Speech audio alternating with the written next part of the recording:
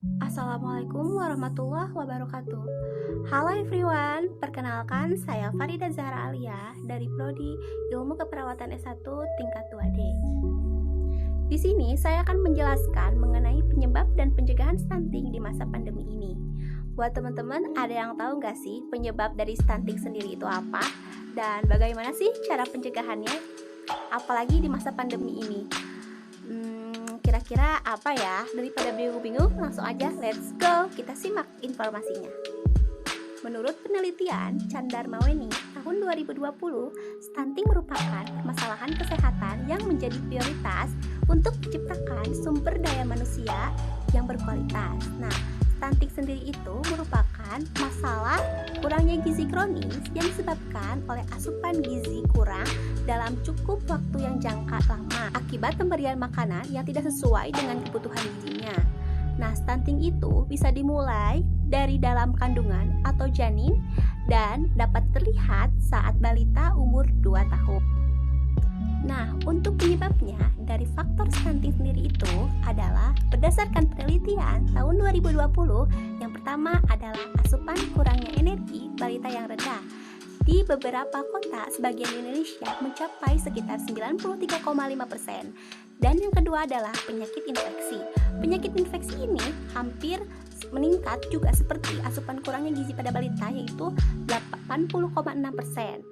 Dan yang ketiga adalah jenis kelamin laki-laki. Kenapa jenis kelamin laki-laki dapat menyebabkan faktor stunting? Karena menurut teori dan fakta penelitian beranggapan pertumbuhan anak laki-laki akan terhambat karena keadaan psikologisnya. Yang keempat ini adalah pendidikan ibu rendah mencapai dengan angka 48,4%. Mengapa pendidikan ibu rendah bisa masuk ke dalam faktor stunting? Karena menurut penelitian dan fakta tahun 2020, kecenderungan ibu yang berpendidikan tinggi itu dapat mengetahui kebutuhan anak yang sesuai. Faktor yang kelima adalah asupan protein rendah. Asupan protein rendah ini mencapai angka 48,4% di sebagian kota Indonesia. Dan yang terakhir adalah keenam, faktor pemberian ASI mencapai dengan angka 67,7% di Indonesia. Di beberapa kota Indonesia. Jadi, dari kesimpulan, penyebab dari faktor stunting sendiri itu adalah pemberian gizi yang kurang pada anak. Nah, buat teman-teman, siapa nih yang orang tuanya atau saudaranya sedang mengandung atau mempunyai balita, yuk jangan lupa diperhatiin asupan gizi untuk balitanya, untuk ibu hamilnya juga. Jadi, sekarang cegah stunting. Nah, untuk sekarang pencegahan stuntingnya, bagaimana sih cara mencegah stunting sendiri itu?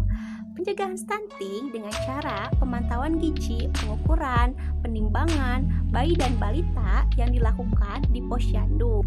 Pencegahan stunting sebelum adanya wabah COVID-19 ini dengan cara pengukuran, penimbangan berat badan dan tinggi badan pada bayi dan balita.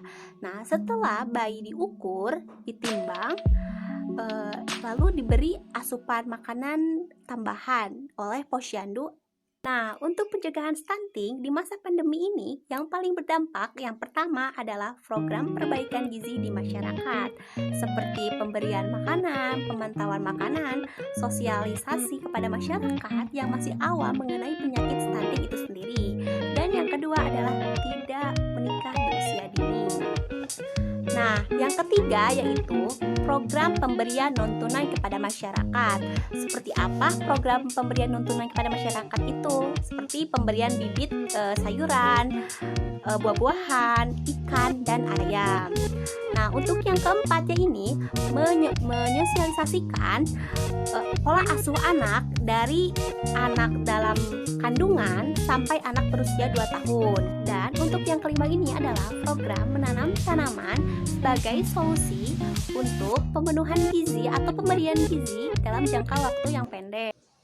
Stunting diibaratkan bom yang mampu meledakkan generasi serta masa depan bangsa, maka dibutuhkan energi serta elemen masyarakat, pemerintah, dan peran pemuda untuk Indonesia cegah stunting. Saya cukupkan penjelasan mengenai penyebab dan pencegahan stunting di masa pandemi ini. Semoga bermanfaat. Terima kasih. Wassalamualaikum warahmatullahi wabarakatuh.